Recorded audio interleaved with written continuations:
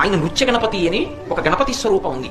ఎందుకు నృత్యం చేస్తాడంటే ఒకానొకప్పుడు చంద్రుడు తప్పు చేశాడు. ఆయన చంద్రలోకానికి వెడితే నేను అందంగా ఉంటాను, ఆయన బొద్దుగా ఉన్నాడు, మరుగుజ్జు రూపంలో ఉన్నాడని ఆయన చూసి నవ్వాడు. నేను లోపల లోకాలని అనుగ్రహించే మంచితనంతో ఉంటాను, నా అందం లోపలి అందం. నువ్వు పైకి అందంగా ఉన్నానని అహంకారానికి పోయావు. అహంకారం చెట్టగుణం, నీకు లోపలి అందం లేదు. అందుకని శపించాడు, నిన్ను చూస్తే అపనిందలు వస్తాయి. ఆయన శపించింది చంద్రుణ్ణి. చంద్రుడు బుద్ధి తెచ్చుకుని ఆయన దగ్గరికి వచ్చి నాది పొరపాటు అయిపోయింది, ఇంకెప్పుడు నేను ఇలా ఎవరిని చూసి నవ్వనన్నాడు. అంటే విఘ్నేశ్వరుడు అనుగ్రహించాడు. సరే నిన్ను చూస్తే అపనిందలు రావు. ఒక్క భాద్రపద మాసంలో శుక్లపక్షంలో చవితి నాడు నేను వరసిద్ధి వినాయకుడిగా అవతారం స్వీకరించిన రోజున నువ్వు ఏ రోజు నవ్వావో ఆ ఒక్క రోజు చూడకుండా ఉంటే చాలు.